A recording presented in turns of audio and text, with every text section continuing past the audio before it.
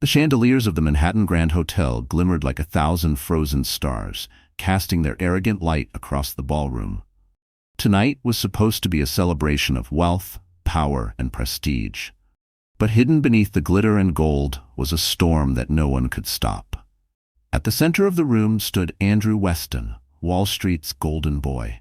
He laughed too loudly, his tuxedo sharp enough to slice through the whispers surrounding him. But what truly captured everyone's attention wasn't Andrew himself.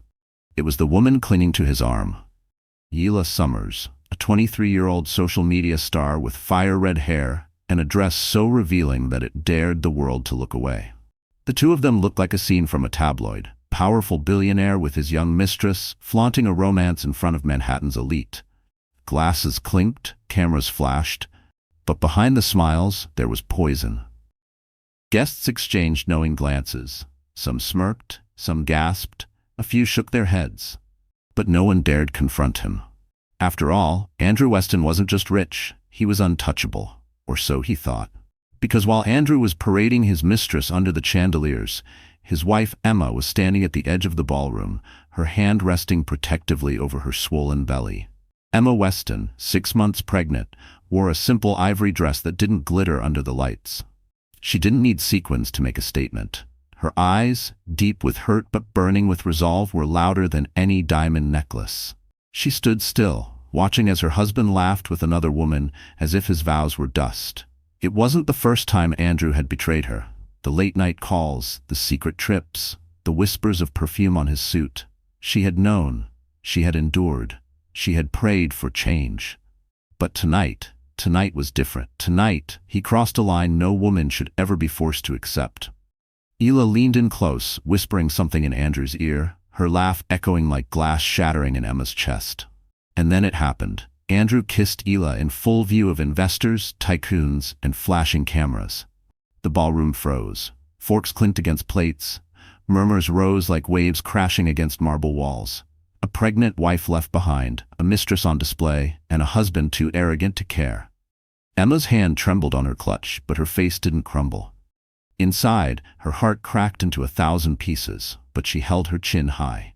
Every humiliation she had endured, every insult, every lonely night, all of it sharpened into one moment of clarity. She would not break. Slowly, deliberately, Emma turned away from the ballroom. Her heels clicked against the marble, echoing like a countdown. A few guests watched her go, pity flickering in their eyes. Others pretended not to notice, too afraid of Andrew's power to intervene. But what none of them knew was that Emma had already made her decision. Back at their penthouse earlier that evening, she had placed a set of papers on Andrew's desk. Divorce papers, signed, sealed, irreversible. She had been too afraid for weeks, terrified of raising a child alone.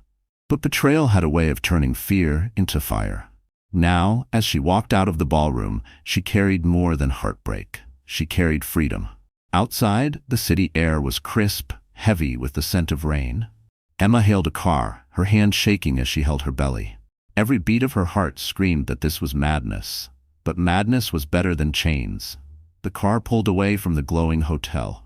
Behind her, Andrew was still basking in the spotlight, blind to the storm about to crush him. He had no idea that his wife was done begging for scraps of love. No idea that tonight wasn't his victory. It was the beginning of his downfall. Emma's phone buzzed in her purse. She pulled it out, expecting another cruel headline, another reminder of her husband's betrayal. But the message on the screen froze her breath. "Your jet is ready. Please proceed to the private terminal. Everything you need is waiting." Emma blinked. Jet? She hadn't arranged for anything. She had no plan beyond walking out. But the message was clear. Someone powerful, knew what she was going through. And they weren't just offering sympathy. They were offering escape. Her heart pounded as the car turned toward the private airport. She didn't ask questions. She didn't dare hope. But deep inside, a spark lit up. Could it be Ethan Blackwell, the billionaire CEO Andrew had once mocked at a boardroom table? Ethan, the man with eyes that always lingered a moment longer on her, as if he saw the pain no one else noticed? Emma gripped her belly tighter, whispering to the child inside, "We're leaving, sweetheart. We're leaving tonight." And as the lights of Manhattan faded into the distance, Emma Weston, the woman everyone thought too weak, too dependent, too broken, was about to step into a jet that would carry her away from betrayal, away from humiliation, and into a future no one could have predicted. Because this wasn't the end of her story. It was only the beginning. And when Andrew Weston walked back into his penthouse after his night with his mistress, he would find only two things waiting for him: divorce papers on his desk and an empty home. Emma Weston had once believed in fairy tales. She believed in the kind of love that could weather storms, the kind of marriage where two people built a world together hand in hand. For a time, she thought she had found it. But fairy tales are fragile things, and reality has a way of shattering even the most carefully guarded dreams. Emma was 29, raised not in the marble halls of wealth, but in the quiet hum of a working-class neighborhood in Pennsylvania. Her father was a schoolteacher who loved literature, and her mother worked as a nurse with hands always busy, always tired but full of care. From them, Emma learned compassion, patience, and the strength to stand tall even when the world felt heavy. She grew up reading books in the corner of a small public library, dreaming of one day working in the arts. She carried those dreams with her to college, where she studied art history and later earned a master's degree. It wasn't glamorous, but it was hers. She worked part-time at a museum, guiding school children through halls of paintings, teaching them to see not just color, but emotion, not just lines, but meaning. Those were her happiest days, simple, full of quiet purpose. And then she met Andrew Weston. He was magnetic, the kind of man who drew attention without asking for it. At a charity gala she attended with a friend, Andrew walked up to her with a confidence that both startled and intrigued her. His suit was expensive, his smile charming, and when he spoke, it was as though he had the whole world figured out. Emma, with her gentle presence and shy laugh, seemed invisible compared to the glamorous women around him. But Andrew noticed her, or at least, he made her believe he did. Their whirlwind romance unfolded like pages in the very novels Emma loved. Flowers at her doorstep, dinners under candlelight, promises whispered late at night. When Andrew proposed after only 8 months, Emma thought it was destiny. Against her parents' quiet warnings that it all seemed too fast, she said yes. She wanted to believe that a man so powerful could truly love her for who she was. For a while, life was golden. They lived in a penthouse overlooking Central Park, attended galas, and smiled for photographers. Andrew introduced her to the world as his queen, and Emma believed her happily ever after had finally arrived. But cracks formed quickly. Andrew's charm began to fade behind closed doors. He complained that Emma was too ordinary, that she didn't fit into the sharp-edged world he was building. She was urged to dress flashier, to speak less, to smile more when standing beside him at events. Every time Emma tried to voice her own thoughts, Andrew would brush them aside. And then came the loneliness. Nights when Andrew didn't come home, excuses about late meetings or business trips. Emma wanted to believe him. She clung to the idea that if she loved him enough, he would change. But the distance grew wider with each passing month. When Emma discovered she was pregnant, she thought maybe everything would finally shift. She imagined Andrew softening, perhaps remembering the man who once looked at her as though she were the only person in the room. For a brief moment, he did. He touched her belly with something that looked like wonder. He promised he would be there. He swore he would protect her and the baby. But promises can be hollow. And Andrew's were. As her pregnancy progressed, Emma found herself alone more often than not. The nursery she had hoped to design with her husband was left untouched. Andrew spent his nights at fundraisers and networking dinners that seemed to multiply with suspicious convenience. His phone was always locked. His smile never reached her anymore. Emma bore the loneliness quietly. She hid her tears, telling herself she had to stay strong for the child growing inside her. She played the role of the perfect wife in public, even as whispers reached her ears. Whispers of Andrew's wandering eyes, of his mistress Ela, of stolen nights in hotel rooms that weren't his own. Still, Emma endured. Because love makes fools of us all, and hope is a stubborn flame that refuses to die. She remembered the boyish grin that had once made her heart race. She remembered the promises of forever. She thought, if she just waited, if she just endured a little longer, he would return to her. But the night she saw him kiss Ela in front of hundreds of people, the truth crashed down like a thunderclap. There was no saving what they had. There was no fairy tale left.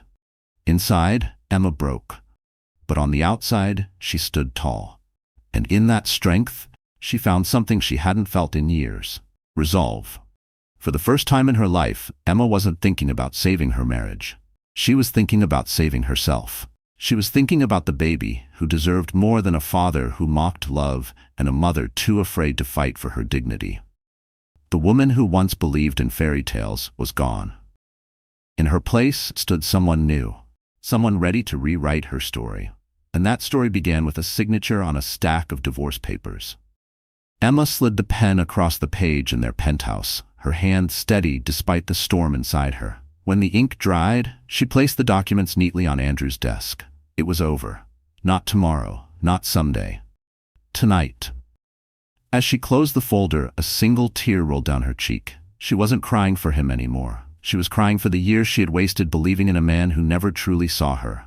She whispered to herself, to her unborn child, to the city outside her window, "We deserve better." And deep down, Emma knew she was right.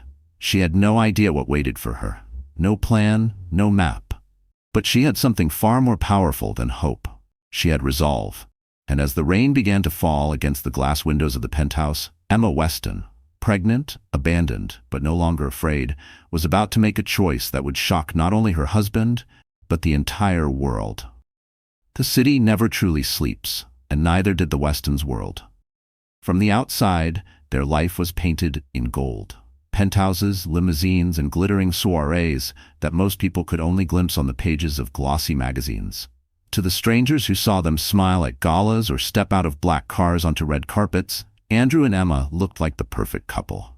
Wealth, beauty, success, wrapped in an elegant bow. But behind the curtain of glamour lay something cold, hollow, and unbearably lonely. Their penthouse in Midtown Manhattan was a palace in the sky. Floor-to-ceiling windows offered sweeping views of the East River, the Empire State Building glittering at night like a jeweled crown. Imported Italian marble lined the floors, every surface polished until it reflected the light of crystal chandeliers.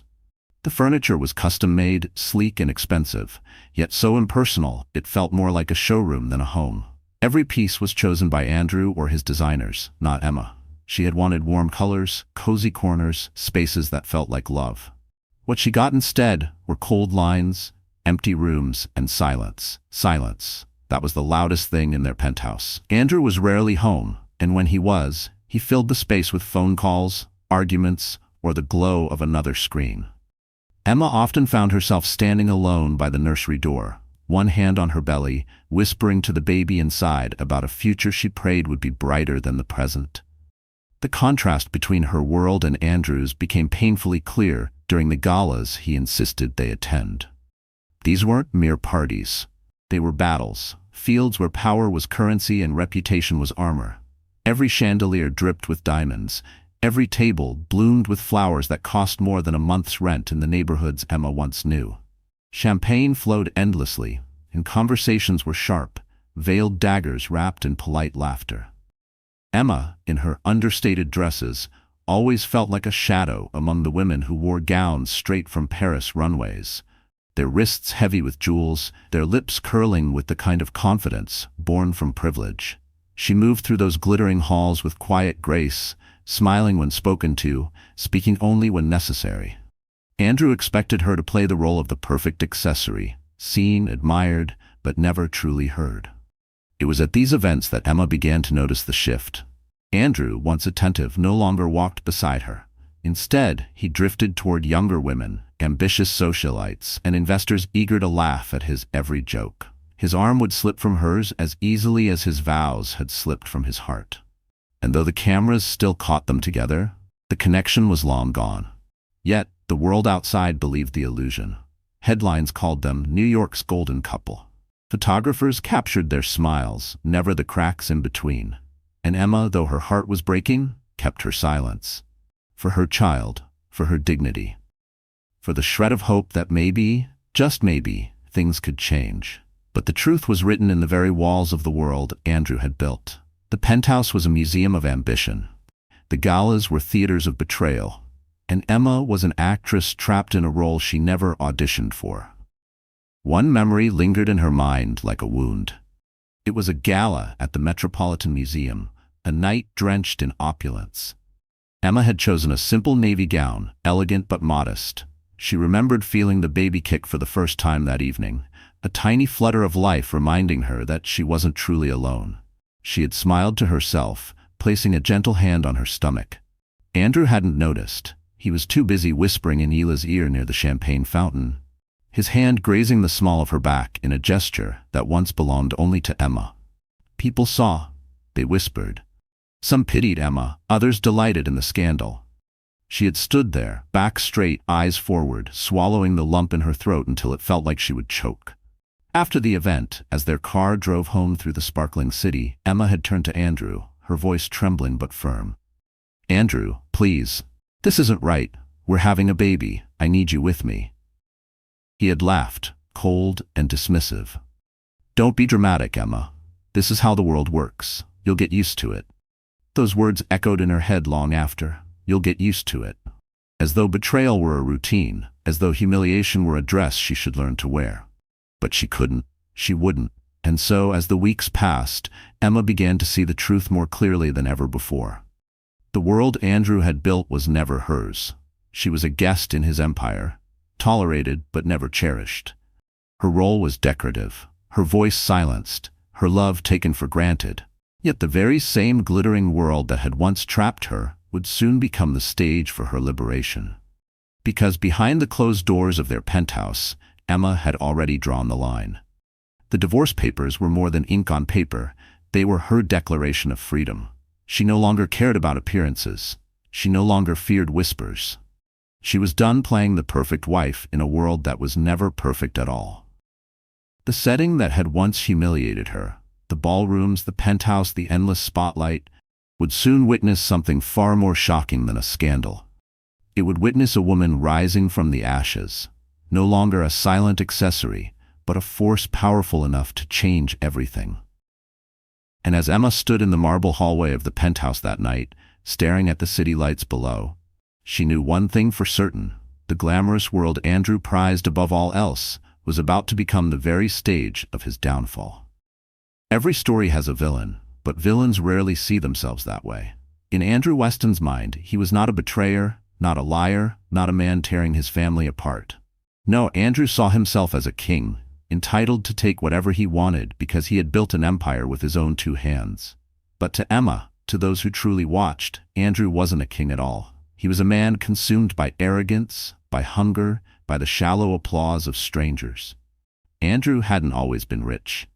He was raised in Queens by a father who worked construction and a mother who managed a diner. Life was modest, money scarce, but Andrew's ambition burned hotter than the lights of Times Square. He clawed his way through college with scholarships and sheer determination, and by his late 20s, he had already made a name on Wall Street. His rise was meteoric, fueled by charisma, charm, and a cutthroat instinct that made investors trust him and fear him. By the time he met Emma, Andrew had enough wealth to buy anything, but not enough to quench the thirst inside him. At first, Emma's kindness had been a novelty. She was different from the women in his circles, gentle, sincere, untainted by greed. She adored him without question, and for a while, Andrew enjoyed being her hero.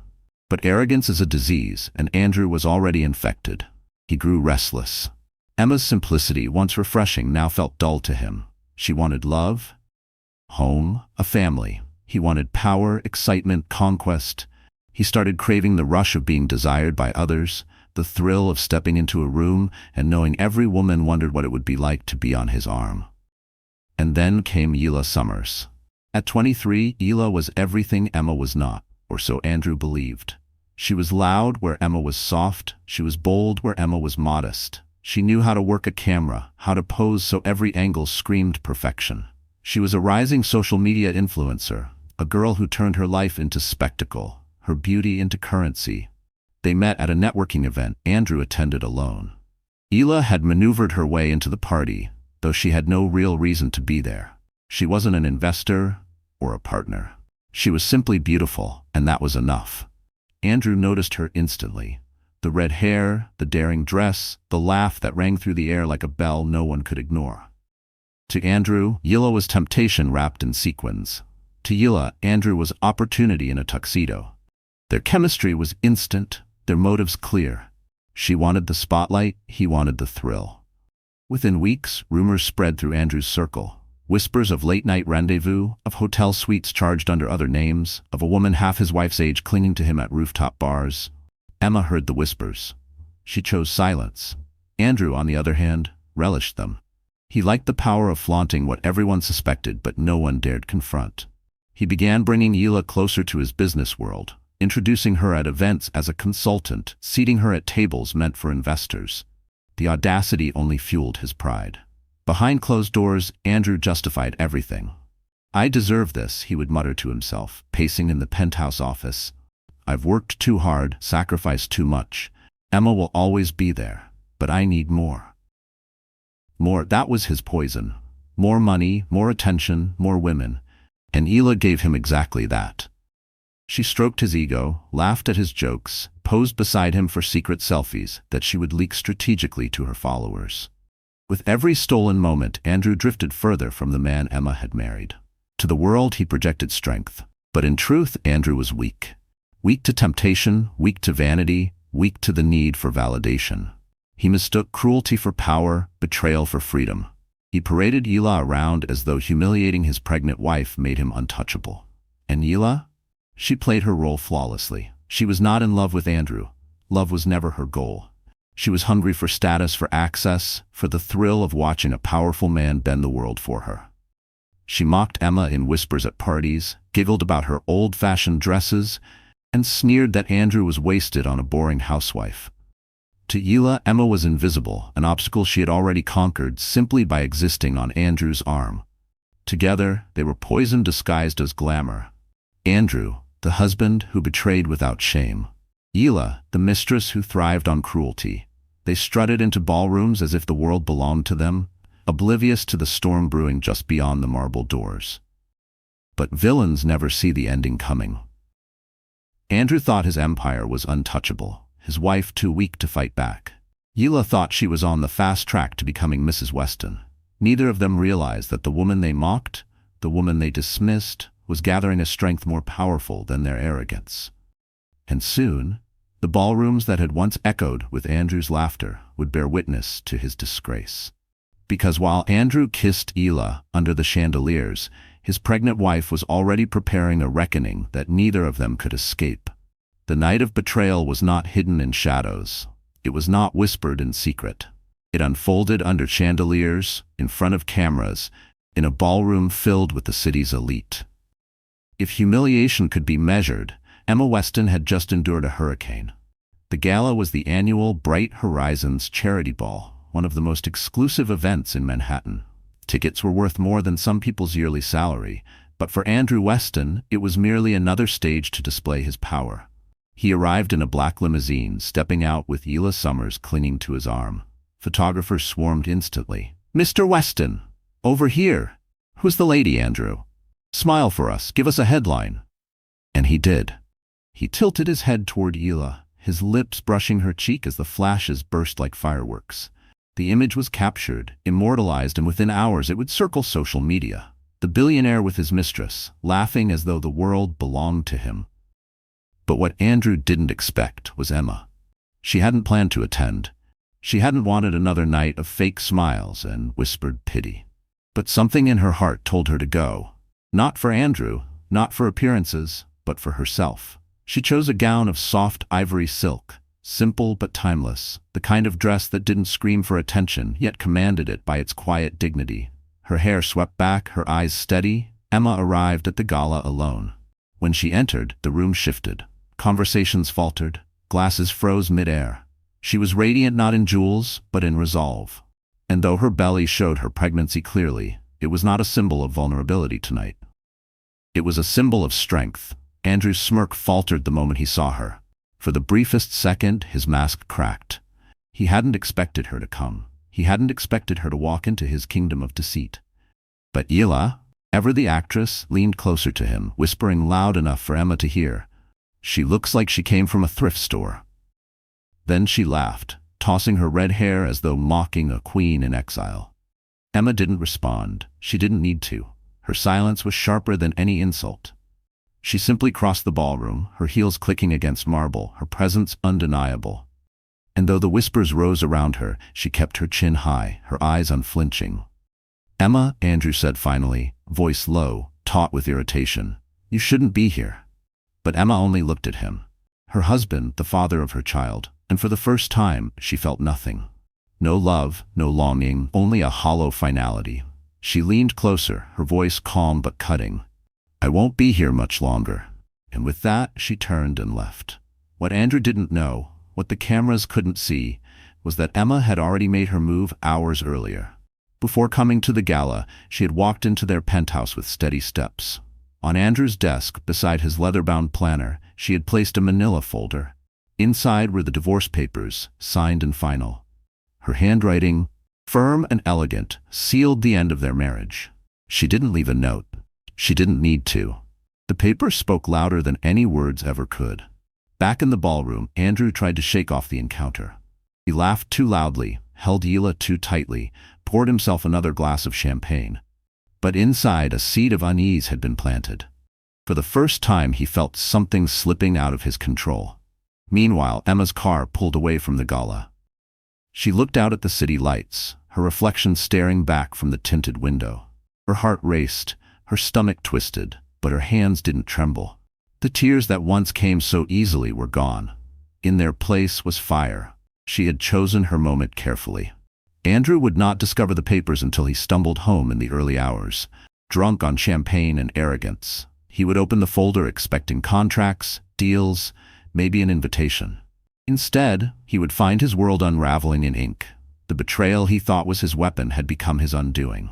Emma leaned back in the car seat, whispering to the child within her, "It's over. He doesn't own us anymore." But fate had one more twist waiting. As the car neared the West Side Highway, Emma's phone buzzed with a new message. Her breath caught when she read it. "Mrs. Weston, your jet is ready. Private terminal, gate 4. Everything has been arranged." Emma blinked, stunned. She hadn't told anyone she was leaving. She hadn't told a soul about her decision. So who could have prepared this? Her mind raced.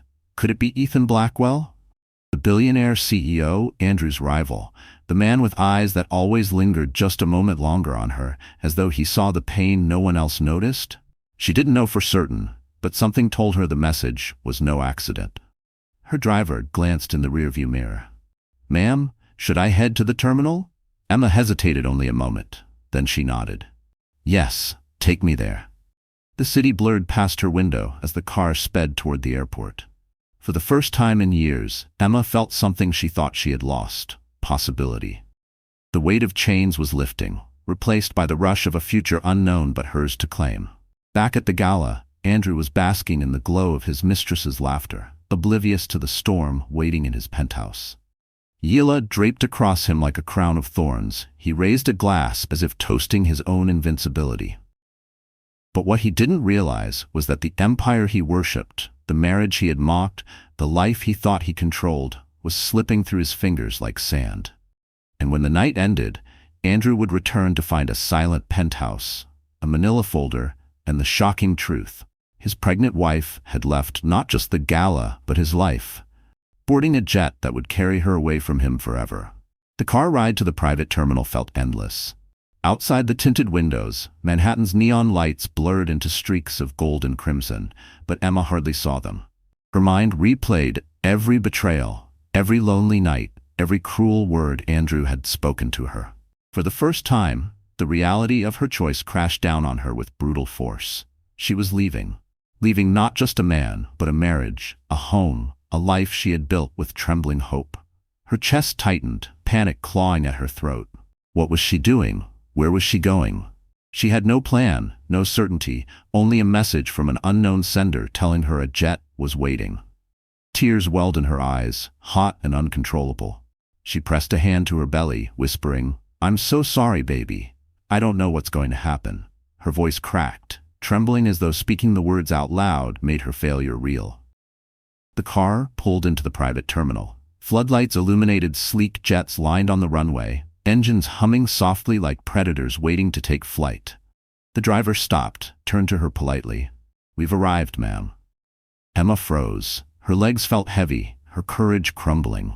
What if this was a mistake? What if she couldn't survive on her own? She had lived under Andrew's shadow for so long that independence felt like a foreign country, terrifying and unknown. Her phone buzzed again, another message. "Everything will be all right. Step forward. You are not alone."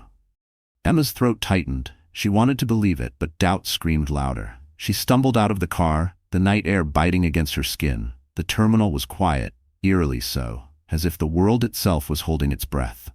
She walked slowly toward the lit hangar, each step heavier than the last. Her body trembled, not from cold but from fear. She had never felt so vulnerable.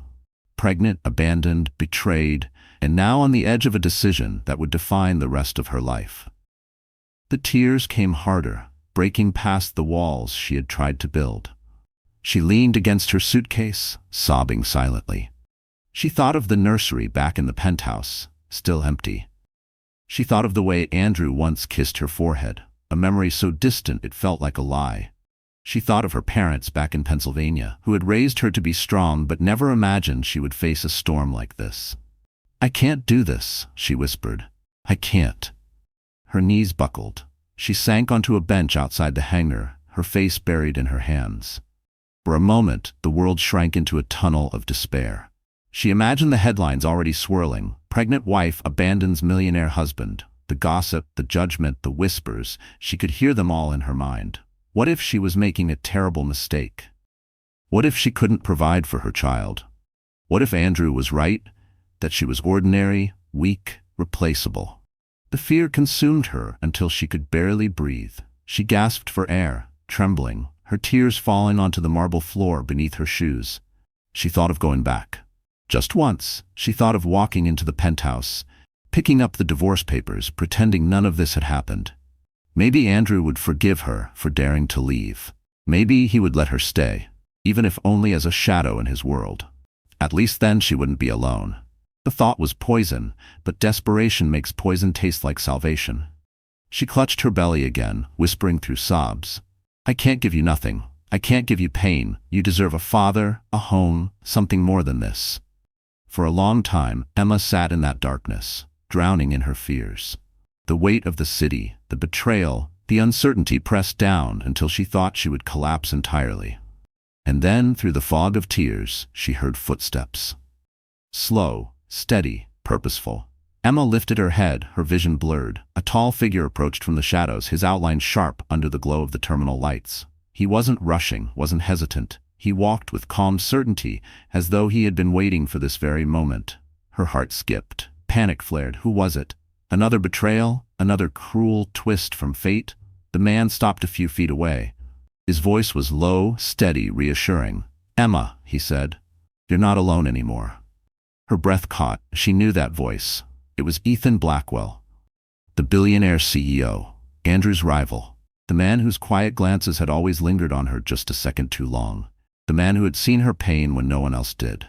Emma froze, her tears still wet on her cheeks. She wanted to stand, to run, to collapse into his arms, but her body wouldn't move. Ethan's gaze was steady, unwavering. He didn't look at her with pity. He didn't look at her with judgment. He looked at her as though she was more than the broken wife of a cheating husband. He looked at her as though she mattered. Emma's lips trembled, 1,000 questions pressing against her tongue, but only one escaped. "Why are you here?" Ethan stepped closer, his voice firm yet gentle. "Because it's time someone stood by you. And if you'll let me, I will." For the first time that night, Emma felt her lungs expand with a breath that didn't taste of fear. For the first time, she felt the faintest glimmer of hope. And as Ethan extended his hand toward her, Emma realized that her collapse might not be the end. It might be the moment just before she rose again. For a moment, neither of them spoke. The terminal lights hummed, the runway glowed like a silver ribbon in the dark, and Emma's breath came in shallow waves. Ethan's hand remained steady, open, waiting, not demanding. That small grace mattered. She took it.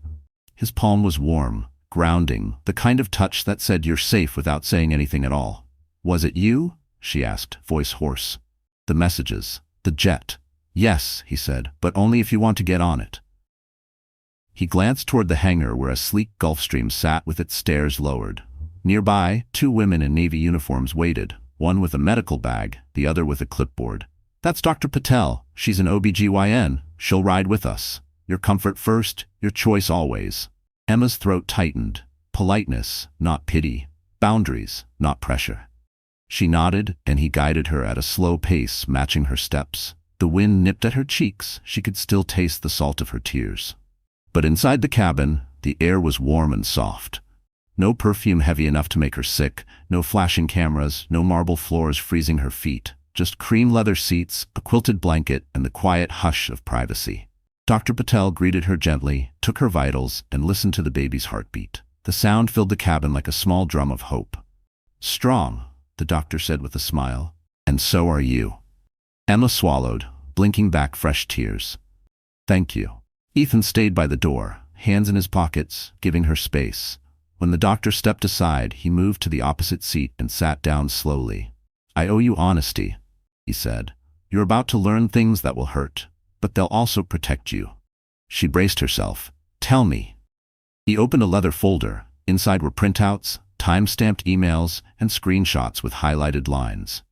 3 months ago, he began, my compliance team flagged transfers from Andrew's accounts to a shell company tied to Yila. That part is ugly but simple. The part that involves you is not. Emma's hands tightened on the blanket. Me? Ethan slid a document across the table. 2 forged authorizations using your e-signature. One opened a line of credit in your name. The other granted household CFO access to a charitable account set up under the Bright Horizons umbrella.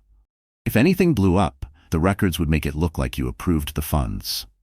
She stared at the page until the letters blurred. No, I've never signed anything like this. I know, Ethan said quietly. The metadata proves it. The device that executed the signatures was registered to Andrew's chief of staff. We've preserved everything, chain of custody, server logs, the lot. Her breath shook. Anger didn't roar. It burned steady and low, like a pilot light that finally found fuel. He really planned to make me the scapegoat. Yes, Ethan said, and he almost pulled it off. He slid over a sealed drive. This is a copy. The originals are with counsel and a federal contact who owes me a favor. Emma lifted her eyes. Why are you doing this for me? He met her gaze. Because it's the right thing, and because I watched you stand at those galas with more dignity than any of us deserved. I should have intervened sooner. He lowered his voice. Tonight I'm intervening fully, with your consent. Silence folded around them. Emma felt the baby shift, a small flutter, as if urging her forward. Where are we going? My coastal house, Ethan said. It's quiet, secure, and has a nursery prepared for a friend who never used it. 2 female security officers and a house manager will be there. We can also fly you to your parents in Pennsylvania if you prefer. This is your decision, not mine. Choice. He kept giving her that word as if he knew how rarely she'd held it. Emma inhaled, then nodded. Your house, tonight. He signaled to the pilot, then leaned back as the engines purred. The runway light stretched ahead like a promise. He didn't crowd her, didn't pepper her with plans, just let her settle as Dr. Patel brought water and a small plate of crackers. When Emma's hand stopped trembling, Ethan spoke again, lower, careful. There's more, he said. Andrew's board is restless, liquidity issues, exposure from the charity accounts, and his behavior. I acquired a significant minority position over the last year. I wasn't planning to use it like this, but when I saw those forged documents, I triggered a governance review. By morning, he'll face an emergency session. Emma's heart skittered. You can take his company? I can force accountability, he said. Whether the board removes him is up to them. Whether the press gets a story tonight is up to you. Her fingers grazed the sealed drive. You're giving me the choice to go public. Or to do nothing, Ethan said. Or to hand everything to your lawyer and sleep. Power is not the headline. It's the right to decide how your story is told. Emma closed her eyes. For the first time, the future opened in more than one direction. She could imagine waking up without dread. She could imagine her child seeing her as brave, not broken. She could imagine being more than a shadow in a man's world. Why tonight? She asked. Because he escalated tonight, Ethan replied. He showed up at the gala with Ela, then placed a late request through a friendly judge for a temporary order restricting you from traveling out of state under the guise of marital counseling. It didn't go through, the judge declined, but it told me his next move would be darker. I couldn't risk him boxing you in. Emma let out a shaky breath. He would cage me just to keep control. He would, Ethan said. Which is why you're here, leaving. He studied her carefully. Emma, I also need you to know this isn't a bargain. I won't ask for anything you don't want to give. If you decide tomorrow you don't want my help anymore, I'll respect it and still keep you protected. The plane began to taxi. The hum grew deeper, comforting. Emma watched the runway slide past the windows and remembered standing alone at the nursery door, praying for a sign. Maybe this was it. Not rescue, not a fairy tale, just a good man offering a safe road when the one behind her had collapsed. Thank you, she said. The words were small, but they carried everything. Ethan nodded once. Rest. Dr. Patel will check on you during the flight. He reached for the folder again, as if remembering something, then paused. There's one last piece. He turned a page to a photo. Andrew and Hila at a private club, faces close, Hila holding a phone toward a contract on a table. On the contract, Emma's forged signature gleamed under the camera flash. Another leak? Emma asked. A leak we can control, Ethan said. We can time it, or we can bury it. Your call. Emma stared at the evidence, feeling the last ties snap clean. She didn't feel small anymore. She didn't feel helpless. She felt ready. The flight attendant stepped forward to secure the cabin. The pilot's voice came through the intercom, calm and crisp. Cabin secure. Cleared for takeoff. Then Ethan's phone vibrated against the table. He glanced down, his jaw set. What is it? Emma asked. He turned the screen so she could see the message from his head of security. Andrew's team just called in a wellness check at your parents' house. Local police en route. Intent, intimidation. We're on it. Emma's pulse jumped. Anger rose, clean and fierce. He won't stop. No, Ethan said, but we will. He tapped a reply, then looked at her. Do you still want to go? She lifted her chin. More than ever. The engines roared, the plane gathered speed, and the runway lights blurred into a bright river. Emma reached for the armrest, and Ethan's hand found hers, steady and sure.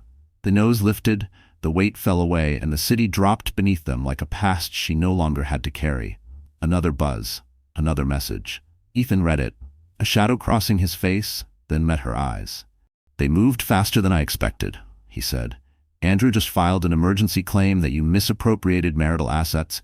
He's trying to freeze your accounts tonight. Emma exhaled, not with fear this time, but with resolve.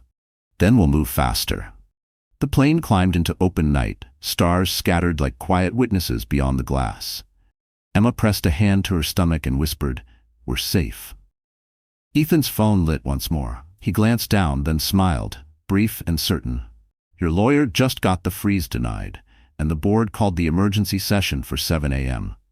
Emma turned to the window, the dark ocean widening beneath them, and felt the first true peace she'd known in months touch the edges of her heart. And then, just as the cabin lights dimmed, a new notification flashed across Emma's screen. A live video from Hila's account, title blazing. Midnight Confession, the Weston's Secret. Watched by thousands and climbing. The jet cut through the night sky, carrying Emma toward a future she could barely imagine. Her collapse had left her fragile, but Ethan's revelations and his unwavering presence planted something deeper than survival. For the first time in months, she wasn't only thinking of escape, she was thinking of becoming someone her husband could never crush again. When the plane landed on the coast, dawn painted the horizon in strokes of orange and violet. Emma stepped onto the tarmac, the salty wind brushing against her face. Ethan's estate loomed nearby, not ostentatious but commanding, a sleek glass and stone home overlooking the Atlantic. Unlike Andrew's penthouse, cold, staged, built to intimidate, this house breathed openness, warmth, and quiet strength. Inside, Emma was shown to a suite prepared just for her. Soft ivory drapes swayed by the balcony doors, and a cradle sat by the window, as though waiting for a story to begin. For a moment, her knees weakened. No one had ever prepared a place for her. Not like this, not with care. She touched the cradle's edge and whispered, We'll be okay. That morning, she allowed herself to sleep, deep, dreamless, necessary. Hours later, when she awoke, Ethan had already arranged what came next. Waiting in the living room was a team. 2 women stylists, a nutritionist, and a discreet legal advisor. Emma hesitated at first, clutching her robe, her voice shaking. "I don't want to be someone I'm not." Ethan's reply was calm but certain. "You're not changing who you are. You're reclaiming what he tried to bury." The transformation began. Her tangled hair, neglected in weeks of stress, was cut into waves that framed her face with new strength. Her wardrobe, once dictated by Andrew's approval, safe, muted, designed to blend, was replaced with colors that reflected her. Deep blues, emerald greens, silk dresses that celebrated her pregnancy instead of hiding it. The mirror reflected a woman she barely recognized, radiant, alive, untouchable. But the true makeover wasn't fabric or cosmetics, it was fire. With every brushstroke, every stitch, Emma remembered pieces of herself she thought were gone. The girl who had dreamed of starting a foundation for children. The woman who once believed she was worthy of love and respect. The mother who vowed to give her child a life free of chains. The legal advisor laid out documents, asset protections, custody petitions, evidence packages ready to dismantle Andrew's claims. "He can't freeze you out anymore," the advisor said. "Not with this." Emma's hands no longer trembled as she signed her name. With every stroke of the pen, she was not just leaving Andrew, she was erasing the story he tried to write for her. By evening, Ethan invited her to the terrace overlooking the sea. The sky blazed crimson as waves crashed below. He poured sparkling water into crystal glasses, raising his in quiet salute. "To your new beginning," he said. Emma lifted hers, her voice, steady now, carried farther than she expected. "To never being his victim again." That night, she stood in front of the mirror one last time. She wore a black satin gown that hugged her figure, her shoulders bare, her eyes fierce. She whispered to her reflection, "He wanted me broken. But I'm going to walk back into his world stronger than he ever imagined." The phone on the dresser buzzed, a news alert. Emma's heart tightened as she read the headline flashing across every screen in New York. "Yila Summers Live, the Westons' marriage exposed, the truth about Emma." The mistress's smirking face filled the feed, her voice already echoing to millions. Emma tightened her grip on the phone, her eyes no longer fearful but sharp as steel. And as the world tuned in to watch her humiliation, Emma whispered to her unborn child, "They don't know yet, but they're about to." The night of reckoning arrived with a kind of inevitability that Emma could feel in her bones. For weeks, Andrew had strutted across Manhattan like a man untouchable, clinging to his mistress and mocking the woman he thought he had destroyed. But arrogance blinds even the clever, and Andrew was no exception. He had mistaken Emma's silence for weakness. He had mistaken her retreat for defeat. What he didn't know was that she had been gathering her strength, her proof, and her allies. Tonight, under the same chandeliers where he had humiliated her, Emma Weston would return, and this time she would not be the victim. The Bright Horizons Gala was the crown jewel of the social calendar, the very stage where Andrew believed he reigned supreme. The Met's Great Hall shimmered with gold light and echoing music, the marble staircase lined with paparazzi eager for their next scandal. Guests glided past in gowns and tuxedos worth fortunes, each vying to be seen, to be envied. And then the doors opened. Emma Weston stepped inside, her black satin gown catching the light like liquid fire. The crowd hushed. Whispers rippled. She was not the pale shadow they remembered, the humiliated wife slipping away with tears in her eyes. She was radiant, commanding, her every step echoing with purpose. Her hand rested on her belly, not as a shield but as a crown, proof of life, of resilience, of a future Andrew could never claim. At her side walked Ethan Blackwell. Impeccably tailored, his presence magnetic yet understated, he did not overshadow Emma, he amplified her. Their arrival was no accident. It was strategy. The photographer's flashes erupted, capturing a tableau that would dominate headlines by morning. The abandoned wife returns with a billionaire ally.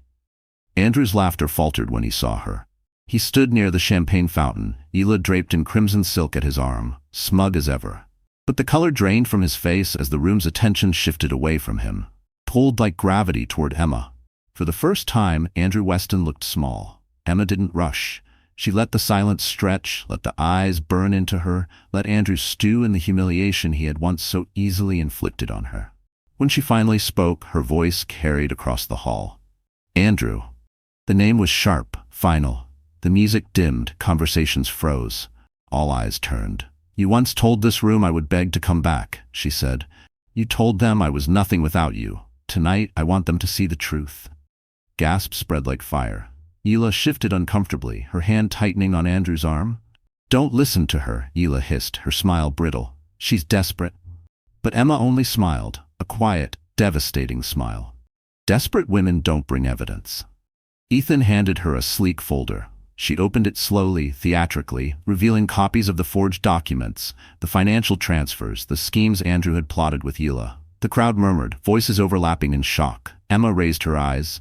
"These are his betrayals, not just to me, but to this charity, to his investors, to all of you who trusted him." Andrew's mask cracked. "This is nonsense," he barked, his face flushed. "She's lying. She's—" "Am I?" Emma interrupted, her tone ice. "Because the federal investigator I spoke to this afternoon didn't think so." She gestured to the side, and there, stepping forward from the shadows, was a man in a dark suit, an agent who nodded once to confirm her words. The hall erupted. Whispers turned into shouts, cameras flashed wildly, investors exchanged horrified looks. Andrew stammered, reaching for Hila, but she pulled away, her survival instincts kicking in. "Andrew," Emma said softly so only he could hear, "you built an empire on arrogance. Tonight I'm tearing it down with the truth." Security moved in. Andrew tried to push past them, but the agent placed a firm hand on his shoulder. Hila shrank back, her crimson gown now a mark of shame rather than a lure. Emma stepped closer, her voice calm but carrying across the hall. "This isn't revenge. This is justice. And it's long overdue." Andrew shouted her name, his voice breaking, but it no longer mattered. The cameras had already captured his fall. The guests had already chosen their side. And Emma, once invisible, once humiliated, stood in the center of it all, radiant and unbroken. Ethan placed a hand gently at her back, not leading her but standing with her. Together they walked past Andrew, past Hila, past the ruin of a man who had believed she would crawl. Each step was liberation, each breath proof that she had risen. The music started again, tentative at first, then stronger, as though the orchestra itself recognized the shift. The gala had become Emma's stage, and as she left the hall, the final flashes of cameras chasing her like a queen crowned in survival, Emma whispered to herself, "This isn't the end. This is the beginning of my reign." The morning after the gala, Manhattan woke to headlines that shook its gilded towers. Andrew Weston, Wall Street's golden boy, was finished. His smiling face was splashed across every newspaper, but this time it wasn't triumph they captured. It was disgrace. Fraud allegations, mistress betrayal, federal investigation. The empire he built on arrogance crumbled in a single night, and at the center of every story was Emma. No longer the humiliated wife hiding in the shadows, she was the woman who had stood her ground, exposed the truth, and walked away stronger. For once, the spotlight didn't burn her, it crowned her. Inside Ethan's coastal estate, the morning was quiet. Sunlight poured through glass walls, warming the hardwood floors. Emma sat on the terrace wrapped in a shawl, her hands resting gently over her belly. For the first time in months, she wasn't trembling. For the first time, she felt safe. The baby kicked, a soft flutter that drew a smile to her lips. "We did it," she whispered. "We're free." Behind her, Ethan stepped out with 2 mugs of tea. He placed one before her, then leaned against the railing, his eyes on the horizon. He didn't rush her with questions, didn't demand gratitude. He simply existed beside her, steady as the tide. Emma studied him quietly. There had always been something about Ethan, something beyond the wealth and the power. It was the way he looked at her, not as an ornament or a liability, but as a person who mattered. She had seen that in his eyes long before she'd admitted it to herself. "Why me?" she asked finally, her voice soft. "Out of everyone in that room, why did you choose to help me?" Ethan turned to her, his gaze unwavering. "Because you remind me that power doesn't have to be cruel, and because I've watched you endure more than anyone should. Emma, I didn't just want to protect you, I wanted to stand beside you." Her throat tightened, tears threatening. But these weren't the tears of humiliation she had cried for Andrew. These were tears of release, of healing, of finally being seen. Days turned into weeks. The investigation into Andrew deepened, his accounts frozen, his mistress vanishing as quickly as she had appeared. He tried calling Emma, pleading, threatening, bargaining. She didn't answer. She didn't need to. The man who once controlled every part of her life had no power over her anymore. Instead, Emma focused on building something new. With Ethan's guidance, but more importantly, with her own vision, she began drafting plans for a foundation. A place that would provide resources for women left broken by betrayal, for mothers who had nowhere to turn, for those who needed what she had once prayed for, a second chance. When she walked into her first board meeting, her gown replaced with a simple navy dress, and her hair pulled back with purpose, the room quieted. No longer was she Andrew's wife. She was Emma Weston, founder, mother, survivor. She didn't just have a story, she had a mission. Ethan attended that meeting, not as a savior, but as support. He sat quietly, letting Emma's words fill the room. And when she finished her presentation, when the board erupted into applause, Ethan's eyes held pride. Not for what he had done for her, but for what she had become. Months later, the Foundation's gala was announced. Not in Andrew's world of arrogance, but in Emma's world of healing. The same chandeliers that had once witnessed her humiliation now shimmered above her triumph. Guests gathered, not to gossip, but to celebrate resilience. Emma stood at the podium, her child asleep in a cradle nearby, her voice steady as she addressed the crowd. For too long, I believed my worth was tied to someone else's opinion. I believed silence was strength and endurance was love. But tonight, I stand here to tell you, strength is walking away from what destroys you. Love is protecting yourself and those who depend on you. And worth is something no one can take unless you give it away. The applause thundered. Tears glistened in strangers' eyes. Emma felt her own heart expand, not with pride, but with peace. As the night wound down, she found herself on the terrace again, the city lights glowing like fireflies. Ethan joined her, as he always did, not filling the silence but honoring it. He looked at her with quiet respect, with something more lingering behind it. Emma, he said finally, his voice low, you don't need anyone to complete you. You've proven that. But if you ever decide you want a partner, not out of need but out of choice, I'd be honored if you chose me. Emma's heart swelled. For years, she had begged for scraps of love from a man who gave none. Now she was being offered something she had never known. Love without chains. She didn't answer immediately. She didn't need to. She simply placed her hand over his, steady and sure. For now that was enough. As midnight fell, Emma whispered to her child, we're safe, we're loved, and we'll never be broken again. And for the first time in her life she truly believed it. Because in the end, Andrew lost everything. Ela faded into obscurity, and Emma Weston rose not just from betrayal, but into a life brighter, freer, and more powerful than she had ever imagined. All right, my friend, so the story has come to an end. And if you're still here with me right now, it means something in Emma's journey touched you in a very personal way. Maybe it reminded you of a time you felt unseen. Maybe it made you think of someone you know who stayed silent when they deserved to roar. Or maybe it showed you that even in the deepest betrayal, healing is possible. What Emma went through wasn't just about heartbreak. It was about finding her strength again, standing up and saying, I am not defined by someone else's cruelty. This is where the lesson speaks to us. The Stoic philosophers used to remind us that we don't control what others do, but we do control how we respond. Marcus Aurelius once wrote, you have power over your mind, not outside events. Realize this, and you will find strength. And that's exactly what Emma did. She couldn't stop Andrew from betraying her. But she could choose how to respond. And by choosing dignity, truth, and self-worth, she didn't just survive, she transformed. Life will always throw storms our way. Betrayal, loss, disappointment. But as Seneca said, difficulties strengthen the mind as labor does the body. Emma's collapse was not her end, it was her beginning. And maybe that's a reminder for you too. Your pain today can be the seed of your power tomorrow. So my wonderful friends, if this story reached your heart in some way, don't just carry it quietly. Share it. Pass it to someone who might need this reminder that they are stronger than they think. And if you'd like to keep walking with us through stories that heal, inspire, and stir the soul, then make sure you hit that like button, share this video, and subscribe to the channel. Because who knows? The next story might just be the one that changes your life.